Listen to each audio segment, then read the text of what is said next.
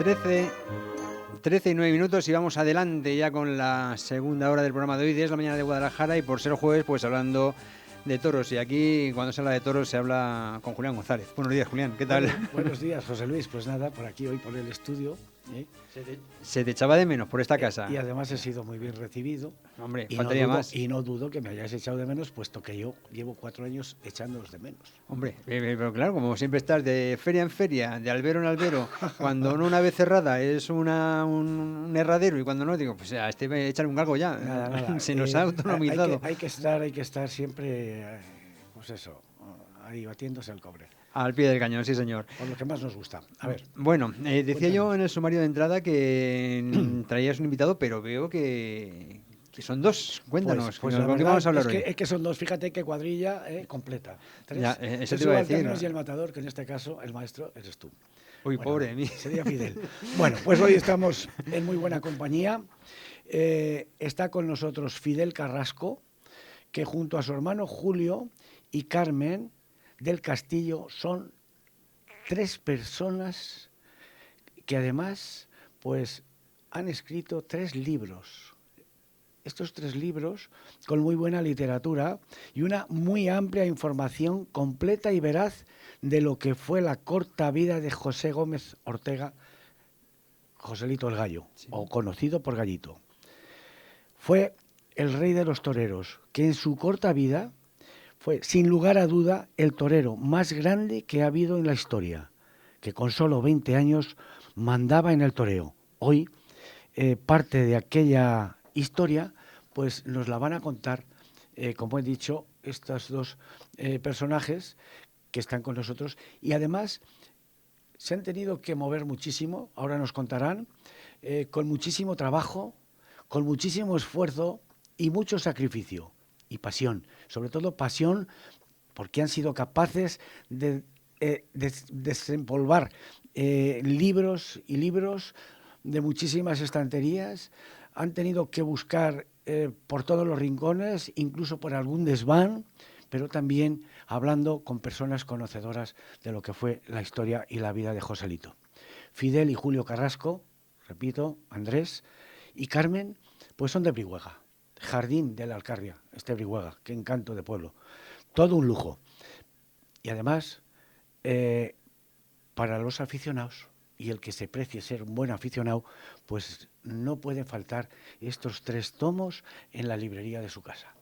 Y para que nos lo cuenten, pues aquí les tenemos con nosotros. Pues bienvenidos, hermanos, vaya, ya se me acaba de cerrar, Carrasco, hermanos Carrasco Andrés, es lo que yo quería decir.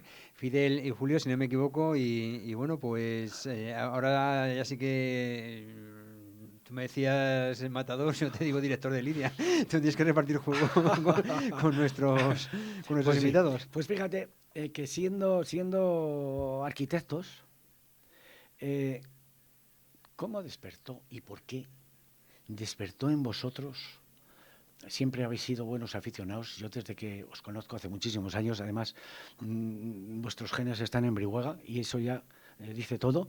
Muy aficionados al mundo del toro, pero ¿cómo despertó en vosotros esta pasión y este embrujo que habéis encontrado aquí, un filón que nos estáis enseñando lo que fue en la época aquella de la Edad de Oro y muchísimas cosas más?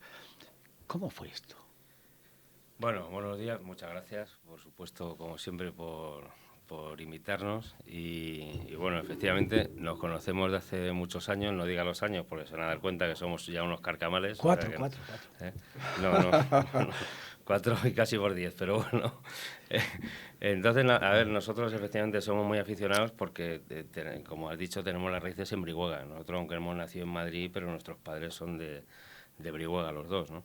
Y entonces allí hemos vivido el toro desde crío, lo vive cualquiera, ¿no? Y luego además allí con la plaza de toros que tenemos la suerte de tener allí y en la que hemos tenido la suerte de intervenir en la reparación estructural profesionalmente, bueno, pues eso, el origen de nuestra afición viene allí. Todo el tema este de la monumental, de los libros de Joselito, nosotros empezamos con el primer libro que es Plaza de Toros Monumental de Sevilla, La dignidad de un proyecto, y ahí en realidad lo que hicimos fue expresar, por inquietud profesional, pues cuando nos enteramos que existía esa plaza, que había existido esa plaza, de la que prácticamente en Sevilla nadie sabía nada, ya no digo en el resto de España o del mundo, ¿no? Bueno, pues empezamos a hacerle, pues como hacemos muchas veces en el trabajo, cuando entre otras cosas hacemos informes periciales, pues le hicimos un informe pericial a la plaza y entonces estuvimos buscando información tanto a nivel del proyecto como a nivel de obra, como bueno, lo que pudimos encontrar de aquello y de la demolición. En principio empezamos publicando unos artículos y a raíz de ahí, pues claro, nos dimos cuenta de que estaba la figura de Joselito el Gallo detrás de aquella impresionante plaza. Claro, para que no la conozca, estamos hablando de una plaza que se construyó hace 100 años con hormigón armado en Sevilla y que tenía capacidad para 23.000 espectadores, como las ventas. O sea, era una cosa, y allí estuvo funcionando durante 2 temporadas y media, que fue el título del segundo libro, ¿no? Entonces, bueno, el origen de toda esta historia viene por ahí. Al analizar la monumental, se reveló detrás con una fuerza impresionante Joselito el Gallo, y luego ya pues seguimos indagando y bueno, y aún seguimos trabajando. No sabemos si siempre que acabamos un libro pensamos que ya hemos terminado, pero siempre nos quedan hilos abiertos y nosotros de hecho seguimos trabajando y seguimos investigando cosas y demás, o sea que sí. Vamos, tan entretenidos. Bien, pues el primero es la dignidad de un proyecto, como bien ya nos has indicado. El segundo, la edad. No, 2 temporadas, 2 temporadas y media, que nos vas a contar qué son las 2 temporadas y media. Y la tercera, el tercer libro, está basado en los hados que se perdieron de Joselito. En primer lugar, nos vas a explicar, para el que no lo sabemos, qué son los hados. Y luego ya pues hablas del segundo y de ese tercero. Bueno, los hados, el tercer libro es José Gómez Ortega, lo que los hados se llevaron, porque resulta que en ese afán por buscar información sobre Joselito, pues nos encontramos que bueno, en los años 40, 50 se cambió la figura de Joselito radicalmente con respecto a lo que vivieron sus contemporáneos, ¿eh? Cuando José murió en 1920, bueno, la admiración que tenía el público en general y muy destacadamente los compañeros de profesión, esa prácticamente devoción que tenían por Joselito, eso se apagó en los años 40-50 cuando se escribieron algunas cosas, fundamentalmente el libro de Gustavo del Barco sobre Joselito el Gallo, ¿eh? Entonces ahí se empezaron a poner una serie de cosas. Y una de las cosas que dice el propio Gustavo del Barco es que, bueno, pues prácticamente la Monumental de Sevilla, pues que se la llevaron los hados y tal. Y entonces nosotros lo que decimos es que los hados en realidad lo que se llevaron fue la imagen real de Joselito. Y es un poco lo que revelamos en nuestros trabajos. Julio. Buenos días, hombre. Hola, Julián. Hola a todos. Estaba para ti. Buenos Mira, días. con tan solo 18 años, Joselito mandó construir esa monumental. Y ya en esa construcción ya algo hubo que ocurrió, que se derrumbó, o hubo algo así parecido, ¿no? ¿Me suena? ¿Eh? Viene en el libro y luego después, antes de su inauguración, pues volvió a ocurrir algo parecido. Vamos a ver, la Plaza de Toros Monumental de Sevilla sí es verdad que tuvo una serie de problemas, pero más bien por el entorno que había entonces, ¿no? Imagínate, es que ahora, claro, es muy fácil ver una plaza de 20.000 personas o de 23.000, porque estamos acostumbrados, pero imagínate hace 100 años, con un material nuevo que estaba empezando a usarse en construcción, como era el hormigón armado, entonces, claro, traía muchos recelos, sobre todo entraba en competencia directa con la maestranza. Entonces, sí es verdad que tuvo muchos problemas, pero yo creo que los problemas estaban un poco buscados, como si dijéramos, ¿no? No eran problemas reales que tuviera la plaza. Y entonces sí es verdad que durante la construcción ya hubo algún problema por algún temporal y tal, y luego algún tipo de boicot que tuvo durante la construcción. Y luego también cuando ya se hicieron las pruebas de carga, ¿no? Un poco resumiendo, pues también hubo un problema y también se cayó como un tercio de plaza, bueno, como un cuarto de plaza, ¿no? Durante esas pruebas de carga que estaban mal hechas por gente que no estaba preparada para hacerlas. Luego, tanto por parte de la propiedad como el propio Joselito buscaron ya una gente especializada para hacer esas pruebas de carga y, bueno, el resultado ahí está, ¿no? La plaza se abrió, tuvo 2 años y medio funcionando y no funcionó más porque no lo dejaron que funcionara, ¿no? El gobernador entonces y los poderes políticos fueron los que cerraron la plaza. La clausuraron y dejaron de hacer festejos. Y estuvo unos 10 años más o menos sin uso, pero la plaza estaba allí. Y luego se demolió sin ningún tipo de criterio. O sea, no molestaba, pero el caso era quitarla del medio. Tuvo muchos, sí, pero sobre todo ya te digo que eran problemas buscados, más que reales. Sí, sí, sí. Oye, Fidel, ¿cómo llegasteis a Sevilla? ¿Esto lo habían tirado? Aquí están las fotografías. ¿Y cómo os dio por...? Claro, sois grandes profesionales. ¿Y en qué os pudisteis basar para hacer ese estudio tan minucioso para decir, joder, si es que esto, y perdón por la expresión, es que esto no se hundió porque estaba mal hecho? Esto puede ser que lo tiraran, mandaran tirarlo. ¿En qué os basasteis? Si allí no había nada. Ya, bueno, a ver, no había nada, pero digamos que la Monumental era un muerto mal enterrado. Entonces, todavía quedaban cosas en las que nos podíamos basar.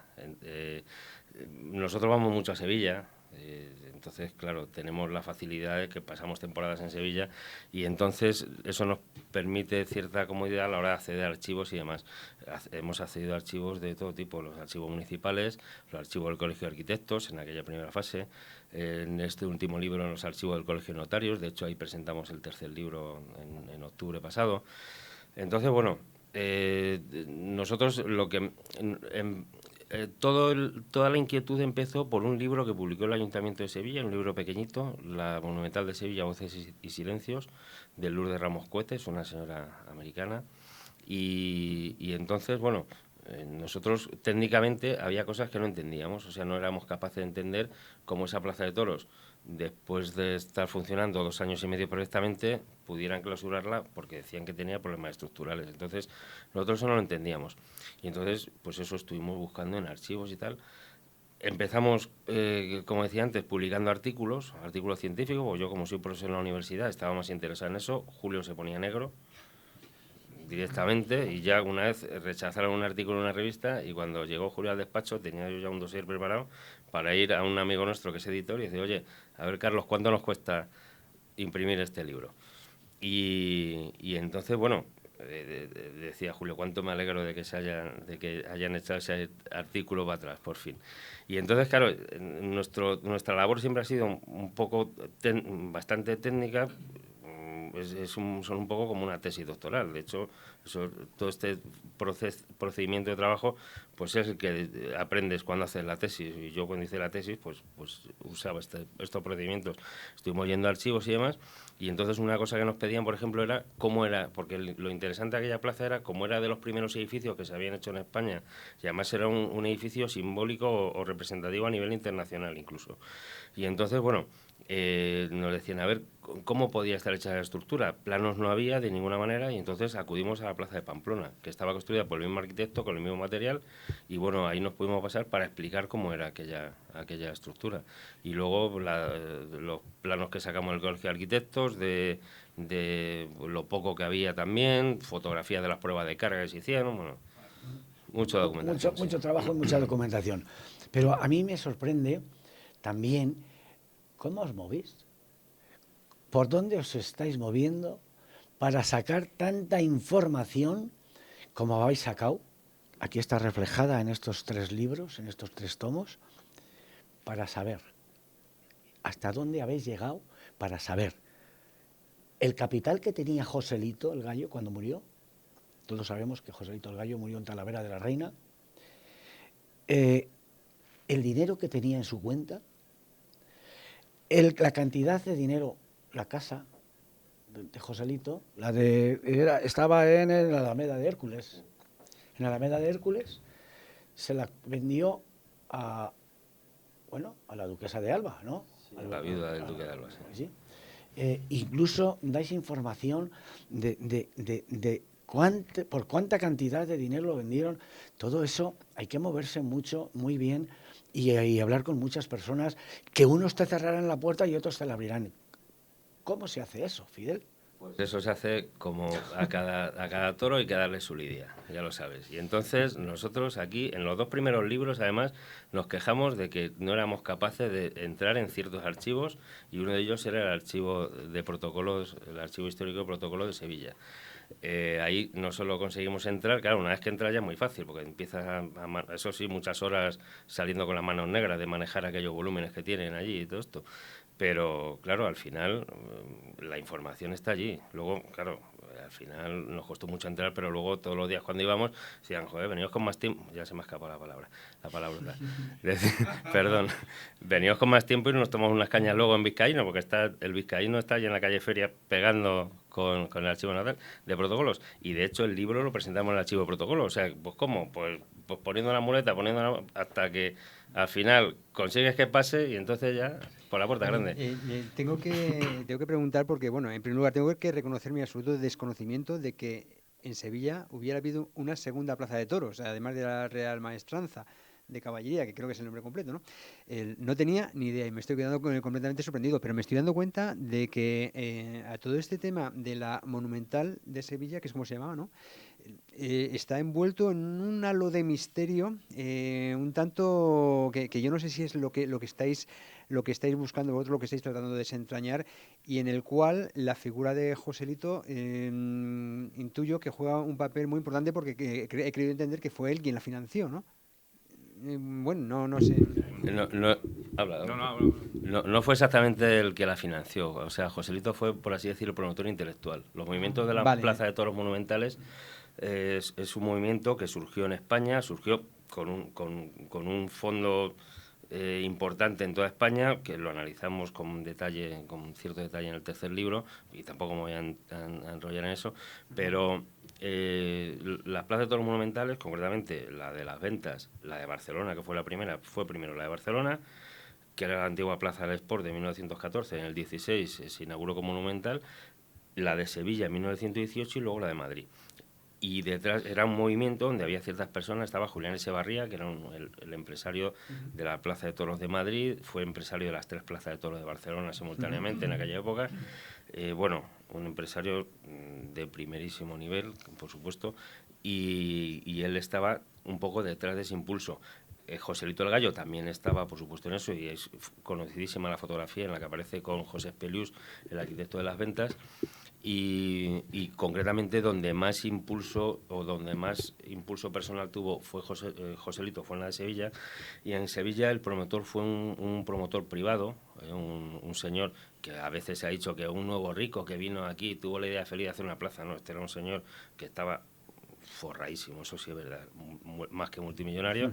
Y entonces, a ver, la Plaza Monumental de Sevilla surgió porque se daban las condiciones para que hubiera esa plaza, y de hecho esa plaza fue un éxito. Pero más que el surgimiento es la desaparición, a eso me refiero, que como tiene tan poca lógica que después de 2 años y medio y sin mucha razón ni mucha documentación de por medio, derrumben abajo esa plaza monumental en el momento en el que se están haciendo plazas monumentales en Madrid, en Barcelona, a eso me refiero, digo, ¿a qué huele esto? En definitiva, ¿es sospechoso de qué? Bueno, pues ya está. Nosotros bueno, a ver, nosotros hay que decir también que en nuestro segundo libro lo presentamos en el Salón de Carteles de la Maestranza, en un acto presidido por el teniente hermano mayor de la Maestranza. O sea que tampoco nos podemos quejar de la Maestranza. Ahí sí es verdad que hubo ciertos... A ver, siempre se piensa en los primeros en la Maestranza porque son los que tienen la otra plaza, pero realmente, como dice Julio muchas veces, dice, a ver, a los maestrantes lo que les gustaría hoy en día sería tener un torneo de tenis. O sea, lo de los toros, sinceramente, a los maestrantes yo creo que les importa lo justo. Lo que pasa es que, bueno, tienen la plaza y tal. En aquellos años sería otra historia, pero sí es verdad que, por ejemplo, hubo una oferta de José Julio Lisen para comprarle la plaza. Y discutieron, parece ser, acaloradamente en juntas convocadas expresamente para eso, si la vendían o no la vendían. O sea que todos como en conjunto no estaban. Pero sí es verdad que había... Es que es muy larga toda esta historia, pero por resumir un poco, había muchos poderes que estaban implicados aquí. Y había una cosa que se estaba gestando en Sevilla en concreto a la vez, que era la exposición iberoamericana, la de 1929, de la que se empezó a hablar en 1909. Entonces, claro, y lo que pasó era que se quejaban amargamente de que la gente, cierta gente con dinero, como era el caso de José Julio Lisen, no aportara dinero a la causa de la exposición. Y fue este señor, y con todos sus arrestos, dijo no solo eso, sino que encima montó esta plaza.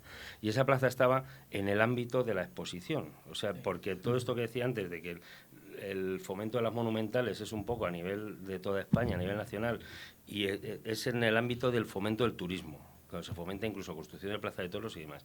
Entonces, la plaza cuando la demuelen, cuando muere Joselito el Gallo, y una vez que muere Joselito el Gallo, van directamente a por José Julio Lisen, a hacerle la vida imposible y a arruinarle. O sea, eso es directamente lo que van.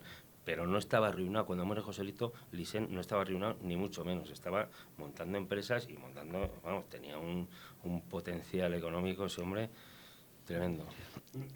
Vosotros, como he dicho y repito, lo habéis trabajado en una profundidad tremenda.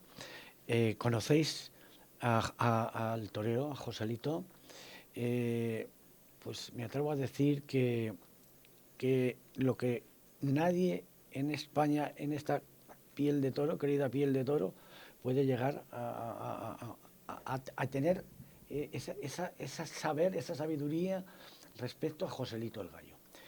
Bueno, pues Joselito murió en Talavera, pero tú sabes que cuando Joselito y Belmonte, pues llamaron la época buena de oro del toreo. Fue cuando el toreo sufrió una innovación más grande y más profunda. Vino la quietud. Se decía, Fidel, que esa quietud la había impuesto Juan Belmonte, puesto que parece ser que estaba un poco enquencle o tenía algo que no movía bien las piernas. Y entonces se quedó quieto. Pero resulta que aquí se refleja incluso que aquí el de la quietud y el que más innovó el toreo fue Joselito el Gallo. ¿Qué pasaba con Joselito el Gallo? ¿Cómo era el halo que tenía Joselito el Gallo ante el público, ante la afición? Aquellas dos aficiones, los de José y Juan, los de Joselito el Gallo y Juan Belmonte. ¿Qué pasaba con Joselito, que fue el que mandaba y el quien vino la quietud, el que nos trajo la quietud del toreo? Bueno, nosotros en esos temas no solemos entrar. Son temas que en cierto modo son opinables. O sea, nosotros vamos siempre más al dato y a decir, mira, esto no se cayó, como decía Julio, que no me caí, que me empujaste. O sea, la monumental la tiraron, punto. Entramos más en esas cosas. El resto de cosas son más o menos opinables. Sí es verdad que hay, que como dice Ignacio Sánchez Mejías, que es un buen amigo y que nos hizo el prólogo del primer libro y siempre nos ha acompañado junto con Manolo Grosso en las presentaciones y en todo. Como dice Ignacio Sánchez Mejía, la historia de toreo la han escrito los belmontistas. Entonces, y eso es así. O como dice Manolo Grosso también, que dice, bueno, Joselito podía haber existido sin Belmonte, pero Belmonte sin Joselito no hubiera existido. Claro. Entonces, sí es verdad que hay cosas, o sea, lo que pasa es que nunca se puede generalizar. Por ejemplo, hay veces que se dice que Joselito impuso el toreo en redondo. Sí es verdad que Joselito empieza a imponer el toreo en redondo, pero el toreo en redondo ya existía, o sea, ya existía en el siglo XIX, o sea, ya hay, porque además lo que pasa es que las crónicas no te hablan de que el torero esté toreando en redondo, pero cuando te dice que ha dado 2 naturales seguidos o 3 naturales seguidos, evidentemente está toreando en redondo. Entonces, claro, hay que saber interpretar también un poco lo que estás leyendo, ¿no? Pero eso ya existía, ¿no? Sí es verdad que Joselito lo lleva a un extremo y a tener mucha frecuencia, y de hecho una cosa que llamamos en el tercer libro, que hasta ahora no se había hecho, es que las primeras imágenes que hay de Joselito, siempre se pensaba que era Joselito en el 3 de julio de 1914 toreando en Madrid. Las primeras imágenes en aquella corrida de los 7 toros de Vicente Martínez y tal, y realmente al toro de la alternativa, al toro caballero de la ganadería de Moreno Santa María, ya lo torea en redondo, porque se ve en el vídeo, ¿no? Entonces, bueno, un poco hace eso. Por ejemplo, de Belmonte, por eso no nos gusta generalizar. De Belmonte muchas veces se ha dicho que jamás había Torreón Redondo y hay crónicas de que una tarde Belmonte Torreón Redondo. En realidad, el conjunto de la fiesta de los toros o la tauromaquia que nos ha llegado no deja de ser una evolución, un conjunto en el que cada uno aporta unas cosas. Lo que pasa es que Joselito aportó muchas más cosas que el resto de los toreros. Tanto dentro como fuera de la plaza. Claro. Otra cosa, Joselito murió en 1920, ¿no? ¿No es así? En Talavera, Talavera de la Reina. Nos has hablado de Sánchez Mejías. ¿Cómo os recibió Sánchez Mejías cuando llegasteis? Porque Sánchez Mejías, Ignacio Sánchez Mejías, pues era cuñado de Joselito el Gallo, estaba casado con su hermana Dolores, creo. Llegar a esa familia y tener esa relación tan amistosa como es la vuestra, porque claro, es para quitarse el sombrero y haceros un homenaje y poneros una calle en Sevilla. No, nosotros siempre, la familia nos ha tratado muy bien y nos ha recibido muy bien. Primero estuvimos en contacto con Ignacio Sánchez Mejía, como bien dices, y la verdad es que siempre mostró nos ha mostrado su apoyo, ¿no? Y luego cuando hemos estado también con el resto de familia en Pino Montano y tal, la verdad es que siempre han estado muy agradecidos, muy cariñosos y dándonos las gracias por lo que escribimos en los libros y lo que contamos, porque ellos sí estaban un poco hartos también de todo eso. Hombre, ten en cuenta que, por ejemplo, con el primero, con el segundo, sobre todo, ¿no? Cuando ya, bueno, con el primero ya se desmonta un poco lo de la Monumental, que tenía problemas. Con el segundo, joder, de alguna manera, ¿no? El tema de la depresión y de Joselito, pues un poco también como que se pierde, ¿no? Y entonces ellos sí es verdad que cuando estamos en Pino Montano con ellos nos agradecen un poco eso, ¿no? Porque ellos, sobre todo María Dolores, pues joder, es la que más se acordaba de cosas y, bueno, Joselito no tanto, pero sí de Rafael y bueno, lo que siempre ellos te cuentan directamente es que no tienen esa sensación de que Joselito estuviera triste ni nada de eso, ¿no? Todo lo contrario, te dice que era una persona muy activa, que siempre estaba corriendo, que le gustaba mucho la caza, que salía mucho, que siempre estaba en fiestas, como luego se demuestra en el tercer libro, ¿no? Que es una persona muy interesada por el arte, tenía obra de arte, tenía ya invertían dinero en acciones, o sea, quiero decir, era una persona que nada que tiene que ver con lo que se ha contado de Joselito.